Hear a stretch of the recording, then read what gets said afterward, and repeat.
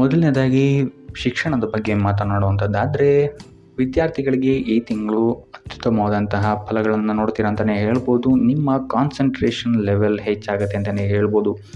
ಸಂಬಂಧಿಸಿದ ವಿಷಯಗಳಲ್ಲಿ ನೀವು ಉತ್ತಮ ಯಶಸ್ಸನ್ನು ಗಳಿಸ್ತೀರ ಅಂತಲೇ ಹೇಳ್ಬೋದು. ಮೊದಲ ವಾರದಿಂದಲೇ ನಿಮಗೆ ಸಕಾರಾತ್ಮಕವಾದಂತಹ ಫಲಿತಾಂಶಗಳು ಸಿಗಲಾರಂಭಿಸುತ್ತೆ ಅಂತಲೇ ಹೇಳ್ಬೋದು ಈ ತಿಂಗಳು. ಇನ್ನು ಸ್ಪರ್ಧಾತ್ಮಕ ಪರೀಕ್ಷೆಗಳಲ್ಲೇನಾದರೂ ನೀವು ಪಾಲ್ಗೊಳ್ತಾ ಇದ್ದೀರಾ ಅಂತ ಹೇಳಿದ್ರೆ, ಇಲ್ಲಿ ನೀವು ಉತ್ತಮ ಅಂಕವನ್ನು ಪಡೆಯುವಂತಹ ಸಾಧ್ಯತೆ ಹೆಚ್ಚಾಗಿದೆ ಅಂತಲೇ ಹೇಳ್ಬೋದು. ಇನ್ನು ಪ್ರಥಮ ದರ್ಜೆಯ ವಿದ್ಯಾರ್ಥಿಗಳಿಗೆ ಸಮಯ ಅತ್ಯುತ್ತಮವಾಗಿದೆ.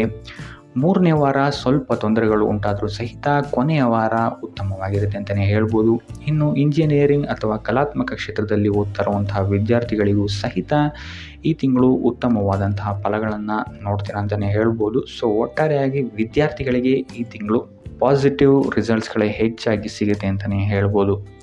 ಇನ್ನು ಕುಟುಂಬ ವಿಚಾರಕ್ಕೆ ಬರುವಂಥದ್ದಾದರೆ, ಕುಟುಂಬ ವಿಚಾರದಲ್ಲಿ ನಿಮ್ಮ ಮಕ್ಕಳ ಆರೋಗ್ಯದ ಬಗ್ಗೆ ಸ್ವಲ್ಪ ಎಚ್ಚರ ವಹಿಸುವಂಥದ್ದು ಉತ್ತಮವಾಗಿರುತ್ತೆ. ಇದಲ್ಲದೆ ಅವರ ಶಿಕ್ಷಣಕ್ಕೆ ಸಂಬಂಧಿಸಿದಂತೆ ಈ ತಿಂಗಳು ನಿಮಗೆ ಸ್ವಲ್ಪ ತೊಂದರೆ ಕಾಡ್ಬೋದು ಅಂತಲೇ ಹೇಳ್ಬೋದು. ಆದ್ದರಿಂದ ಅವರ ಆರೋಗ್ಯದ ಬಗ್ಗೆ ಹೆಚ್ಚು ಗಮನ ವಹಿಸುವಂಥದ್ದು ಉತ್ತಮವಾಗಿರುತ್ತೆ. ಇದಲ್ಲದೆ ನಿಮ್ಮ ವೈವಾಹಿಕ ಜೀವನದಲ್ಲೂ ಅಷ್ಟೇ ನೀವು ಸ್ವಲ್ಪ ತಾಳ್ಮೆಯನ್ನು ವಹಿಸಬೇಕಾಗತ್ತೆ. ನಿಮ್ಮ ಸಂಗಾತಿಯ ಭಾವನೆಗಳಿಗೆ ನೀವು ಸ್ವಲ್ಪ ಸ್ಪಂದಿಸಬೇಕಾಗತ್ತೆ. ಇಲ್ಲ ಅಂತ ಹೇಳಿದರೆ ನಿಮ್ಮ ಕುಟುಂಬದಲ್ಲಿ ಇದೊಂದು ಸ್ವಲ್ಪ ಬಿರುಕನ್ನು ಮೂಡಿಸಬಹುದು. ಆದ್ದರಿಂದ ನಿಮ್ಮ ವೈವಾಹಿಕ ಜೀವನದಲ್ಲಿ ಸ್ವಲ್ಪ ಉತ್ಸಾಹವನ್ನು ನೀವು ತರುವಂಥದ್ದು ಉತ್ತಮವಾಗಿರುತ್ತೆ. ಬಹಳ ದಿನಗಳಿಂದ ಮದುವೆಗೆ ನೋಡ್ತಾ ಇರುವಂಥವ್ರಿಗೂ ಸಹಿತ ಈ ಸಮಯದಲ್ಲಿ ಉತ್ತಮವಾದಂತಹ ಆಫರ್ಸ್ಗಳು ಬರ್ಬೋದು ಅಂತಲೇ ಹೇಳ್ಬೋದು. ಇನ್ನು ಇದಲ್ಲದೆ ನಿಮ್ಮ ಪೋಷಕರಿಗೆ ಈ ತಿಂಗಳು ನಿಮ್ಮ ಸಲಹೆ ಮತ್ತು ಸಹಕಾರ ಬೇಕಾಗ್ಬೋದು ಅಂತಲೇ ಹೇಳ್ಬೋದು. ಕುಟುಂಬದಲ್ಲಿ ಆದಷ್ಟು ತಾಳ್ಮೆಯಿಂದಿರಲು ಈ ತಿಂಗಳು ಪ್ರಯತ್ನಿಸಿ. ಯಾವುದೇ ರೀತಿ ಬರುವಂತಹ ಸಂದರ್ಭಗಳನ್ನು ಪ್ರೀತಿಯಿಂದ ನಿಭಾಯಿಸಲು ಪ್ರಯತ್ನ ಪಡಿ. ಒಟ್ಟಾರೆಯಾಗಿ ಕುಟುಂಬ ವಿಚಾರದಲ್ಲಿ ಈ ತಿಂಗಳು ನಿಮಗೆ ಮಿಶ್ರ ಫಲ ಅಂತಲೇ ಹೇಳ್ಬೋದು. ಇನ್ನು ಆರೋಗ್ಯ ವಿಚಾರಕ್ಕೆ ಬರುವಂಥದ್ದಾದರೆ, ಆರೋಗ್ಯ ವಿಚಾರದಲ್ಲಿ ಈ ತಿಂಗಳು ನಿಮಗೆ ಸಾಮಾನ್ಯವಾಗಿರುತ್ತೆ ಅಂತಲೇ ಹೇಳ್ಬೋದು. ಆದ್ದರಿಂದ ನಿಮ್ಮ ಆಹಾರದ ಬಗ್ಗೆ ಸ್ವಲ್ಪ ಎಚ್ಚರಿಕೆ ವಹಿಸಿ. ಕರಿದ ಆಹಾರದಿಂದ ದೂರ ಇದ್ದಷ್ಟು ಒಳ್ಳೆಯದು. ಇದಲ್ಲದೆ ಇಲ್ಲಿ ನಿಮ್ಮ ಮಾನಸಿಕ ಒತ್ತಡ ಸ್ವಲ್ಪ ಹೆಚ್ಚಾಗುವಂತಹ ಸಾಧ್ಯತೆ ಇದೆ ಅಂತ ಹೇಳ್ಬೋದು. ಆದ್ದರಿಂದ ಹೆಚ್ಚು ವಿಶ್ರಾಂತಿಯನ್ನು ತಗೊಳ್ಳುವಂಥದ್ದು ಮತ್ತು ಯೋಗ ಮತ್ತು ಧ್ಯಾನವನ್ನು ಮಾಡುವಂಥದ್ದು ನಿಮಗೆ ಇಲ್ಲಿ ಸಹಕಾರಿಯಾಗಿದೆ ಅಂತಲೇ ಹೇಳ್ಬೋದು. ಇದಲ್ಲದೆ ಈ ತಿಂಗಳು ನಿಮಗೆ ಹಲ್ಲಿಗೆ ಸಂಬಂಧಿಸಿದಂತಹ ನೋವುಗಳು ಸ್ವಲ್ಪ ಬಾಧಿಸ್ಬೋದು ಅಂತಲೇ ಹೇಳ್ಬೋದು.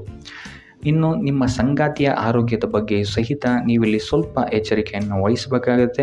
ಆದರೆ ತಿಂಗಳ ಕೊನೆಯ ವಾರ ನಿಮಗಿಲ್ಲಿ ಆರೋಗ್ಯ ಪರಿಸ್ಥಿತಿಗಳು ಸುಧಾರಣೆ ಆಗುತ್ತೆ ಅಂತಲೇ ಹೇಳ್ಬೋದು. ಇನ್ನು ವೃತ್ತಿ ಜೀವನವನ್ನು ನೋಡುವಂಥದ್ದಾದರೆ, ಈ ತಿಂಗಳು ನಿಮಗೆ ನಿಮ್ಮ ಕೆಲಸ ಕಾರ್ಯಗಳಲ್ಲಿ ಸ್ವಲ್ಪ ಸವಾಲುಗಳನ್ನು ನೀವು ಎದುರಿಸಬೇಕಾಗಬಹುದು. ಆದ್ದರಿಂದ ನಿಮ್ಮ ಬುದ್ಧಿಶಕ್ತಿ ಮತ್ತು ನಿಮ್ಮ ಉತ್ತಮ ಕಾರ್ಯವೈಖರಿಯನ್ನು ಬಳಸ್ಕೊಳ್ಬೇಕಾದಂತಹ ಸಮಯ ಈ ತಿಂಗಳು ನಿಮಗೆ ಬರಬಹುದು. ಸಮಸ್ಯೆಗಳ ಬಗ್ಗೆ ಚಿಂತೆ ಮಾಡದೆ ಆದಷ್ಟು ಪರಿಹಾರದ ಬಗ್ಗೆ ಹೆಚ್ಚು ಗಮನವನ್ನು ಕೊಡುವಂಥದ್ದು ನಿಮಗಿಲ್ಲಿ ಪಾಸಿಟಿವ್ ರಿಸಲ್ಟನ್ನು ಕೊಡುತ್ತೆ ಅಂತಲೇ ಹೇಳ್ಬೋದು. ವೃತ್ತಿ ಜೀವನದಲ್ಲಿ ಆದಷ್ಟು ಸ್ಕಿಲ್ಸ್ಗಳನ್ನು ಅಪ್ಗ್ರೇಡ್ ಮಾಡ್ಕೊಳ್ಳೋಕ್ಕೆ ಟ್ರೈ ಮಾಡಿ. ಇದರಿಂದ ನಿಮಗೆ ಮುಂದೆ ಬರುವಂತಹ ಅವಕಾಶಗಳಿಗೆ ಹೆಚ್ಚು ಸಹಕಾರಿಯಾಗಿರುತ್ತೆ ಅಂತಲೇ ಹೇಳ್ಬೋದು. ಇದಲ್ಲದೆ ಕೆಲಸದ ಒತ್ತಡ ನಿಮ್ಮ ಮೇಲೆ ಹೆಚ್ಚು ಬಾಧೆಯನ್ನು ನೀಡದಂತೆ ನೋಡಿಕೊಳ್ಳಿ. ಆದಷ್ಟು ಯೋಗ ಧ್ಯಾನವನ್ನು ಮಾಡುವಂಥದ್ದು ಉತ್ತಮವಾಗಿರುತ್ತೆ. ಕೊನೆಯ 2 ವಾರಗಳು ನಿಮಗೆ ಸಕಾರಾತ್ಮಕವಾದಂತಹ ಫಲಿತಾಂಶಗಳನ್ನು ನಿಮ್ಮ ಕಾರ್ಯಕ್ಷೇತ್ರದಲ್ಲಿ ಇದು ಒದಗಿಸುತ್ತೆ ಅಂತಲೇ ಹೇಳ್ಬೋದು. ಇನ್ನು ಉದ್ಯೋಗ ಏನಾದರೂ ಬದಲಾಯಿಸಬೇಕು ಅಂತಿದ್ರೆ ಅಥವಾ ಹೊಸ ಉದ್ಯೋಗವನ್ನೇನಾದರೂ ನೀವು ಹುಡುಕ್ತಾ ಇದ್ದೀರಾ ಅಂತ ಹೇಳಿದ್ರೆ, ನಿರೀಕ್ಷಿತ ಫಲಿತಾಂಶವನ್ನು ನೀವು ಪಡೆಯಲು ಹೆಚ್ಚು ಶ್ರಮವನ್ನು ಹಾಕಬೇಕಾಗ್ಬೋದು ಈ ತಿಂಗಳು. ಆದ್ದರಿಂದ ವೃತ್ತಿ ಜೀವನದ ಬಗ್ಗೆ ಯಾವುದೇ ರೀತಿಯಾದಂತಹ ಆತುರದ ನಿರ್ಧಾರಗಳನ್ನು ಈ ತಿಂಗಳು ತಗೊಳ್ಳೋಕ್ಕೆ ಹೋಗಬೇಡಿ. ಆದಷ್ಟು ನಿಮ್ಮ ಗುರು ಹಿರಿಯರ ಸಲಹೆ ಮತ್ತು ಸಹಕಾರವನ್ನು ತಗೊಳ್ಳುವಂಥದ್ದು ಉತ್ತಮವಾಗಿರುತ್ತೆ. ಇನ್ನು ಹಣಕಾಸಿನ ವಿಚಾರಕ್ಕೆ ಬರುವಂಥದ್ದಾದರೆ, ಹಣಕಾಸಿನ ವಿಚಾರದಲ್ಲಿ ಈ ತಿಂಗಳು ನಿಮಗೆ ಮಿಶ್ರ ಫಲ ಅಂತಲೇ ಹೇಳ್ಬೋದು. ಈ ತಿಂಗಳು ನಿಮಗೆ ಎಷ್ಟು ಆದಾಯ ಬರುತ್ತೆ ಅಷ್ಟೇ ಖರ್ಚು ಸಹಿತ ಹೆಚ್ಚಾಗುತ್ತೆ ಅಂತಲೇ ಹೇಳ್ಬೋದು.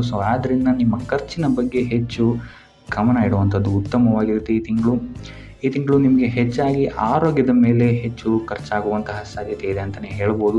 ಇದಲ್ಲದೆ ಐಷಾರಾಮಿ ವಸ್ತುಗಳಿಗೂ ಸಹಿತ ನೀವಿಲ್ಲಿ ಹೆಚ್ಚು ಖರ್ಚನ್ನು ಮಾಡಬೇಕಾಗ್ಬೋದು ಅಂತಲೇ ಹೇಳ್ಬೋದು. ಆದ್ದರಿಂದ ಹೆಚ್ಚು ಗಮನ ಇಡಿ. ಇದಲ್ಲದೆ ಹೂಡಿಕೆ ಮಾಡಬೇಕಾದ್ರೂ ಸಹಿತ ಯಾವುದೇ ರೀತಿಯಾದಂತಹ ಇನ್ನೊಬ್ಬರನ್ನ ನಂಬಿ ಹೂಡಿಕೆ ಮಾಡೋಕ್ಕೆ ಹೋಗಬೇಡಿ. ಆದಷ್ಟು ಸಾಧಕ ಬಾಧಕಗಳನ್ನು ನೋಡಿಕೊಂಡು ತಜ್ಞರ ಸಲಹೆಯನ್ನು ಪಡೆದು ಹೂಡಿಕೆ ಮಾಡುವಂಥದ್ದು ಉತ್ತಮವಾಗಿರುತ್ತೆ. ಇನ್ನು ವ್ಯಾಪಾರಿಗಳು ಮತ್ತು ಸ್ವಯಂ ಉದ್ಯೋಗಿಗಳಿಗೆ ಈ ತಿಂಗಳು ಸಾಮಾನ್ಯವಾಗಿರುತ್ತೆ ಅಂತಲೇ ಹೇಳ್ಬೋದು. ಆದರೆ 3ನೇ ವಾರದ ನಂತರ ನಿಮಗಿಲ್ಲಿ ಸ್ಥಿತಿಗತಿಗಳು ಸುಧಾರಣೆಯಾಗುತ್ತೆ, ನಿಮಗಿಲ್ಲಿ ಆದಾಯ ಹೆಚ್ಚಾಗುತ್ತೆ ಅಂತಲೇ ಹೇಳ್ಬೋದು. ಇನ್ನು ನೀವೇನಾದರೂ ಹೊಸ ಬಿಸ್ನೆಸ್ ಸ್ಟಾರ್ಟ್ ಮಾಡಬೇಕು ಅಂತಿದ್ರೆ ಅಥವಾ ಪಾಲುದಾರಿಕೆಯ ಉದ್ಯಮದಲ್ಲಿ ಏನಾದರೂ ಪ್ರಾರಂಭಿಸಬೇಕು ಅಂತ ಇದ್ದರೆ ಪ್ರತಿಯೊಂದು ವಿಚಾರಗಳನ್ನು ನೀವು ಗಣನೆಗೆ ತಗೊಳ್ಳುವಂಥದ್ದು ಉತ್ತಮವಾಗಿರುತ್ತೆ ಅಂತ ಹೇಳ್ಬೋದು. ಸೊ ಈ ವಿಚಾರಗಳಲ್ಲಿ ಆತುರದ ನಿರ್ಧಾರಗಳಿಂದ ಆದಷ್ಟು ದೂರ ಉಳಿಯುವಂಥದ್ದು ಉತ್ತಮವಾಗಿರುತ್ತೆ ಅಂತಲೇ ಹೇಳ್ಬೋದು. ಸೊ ಒಟ್ಟಾರೆಯಾಗಿ ನಿಮಗಿಲ್ಲಿ ಆರ್ಥಿಕ ಕ್ಷೇತ್ರದಲ್ಲಿ ಮಿಶ್ರ ಫಲ ಇದೆ ಅಂತಲೇ ಹೇಳ್ಬೋದು ಈ ತಿಂಗಳು. ಸೊ ಒಟ್ಟಾರೆಯಾಗಿ ಹಣಕಾಸಿನ ವಿಚಾರದಲ್ಲಿ ಈ ತಿಂಗಳು ನಿಮಗೆ ಮಿಶ್ರ ಫಲ ಅಂತಲೇ ಹೇಳ್ಬೋದು. ಇನ್ನು ಉಪಾಯ ವಿಚಾರಕ್ಕೆ ಬರುವಂಥದ್ದಾದರೆ ಸೋಮವಾರದಂದು ಶಿವಾಲಯಕ್ಕೆ ಭೇಟಿ ನೀಡುವುದು ಅಥವಾ ಹಾಲಿನ ಅಭಿಷೇಕವನ್ನು ನೀಡುವಂಥದ್ದು ಮತ್ತು ಕೈಲಾದಷ್ಟು ದಾನವನ್ನು ಮಾಡುವಂಥದ್ದು ಸಹಿತ ನಿಮಗಿಲ್ಲಿ ನಿಮ್ಮ ಕಾರ್ಯಕ್ಷೇತ್ರದಲ್ಲಿ ಬರುವಂತಹ ಪ್ರತಿಯೊಂದು ವಿಘ್ನಗಳನ್ನು ನಿವಾರಣೆ ಮಾಡೋಕ್ಕೆ ಸಹಾಯ ಆಗುತ್ತೆ ಅಂತಲೇ ಹೇಳ್ಬೋದು. ಸೊ ಇದಾಗಿತ್ತು ಈ ತಿಂಗಳ ನಿಮ್ಮ ರಾಶಿ ಭವಿಷ್ಯ.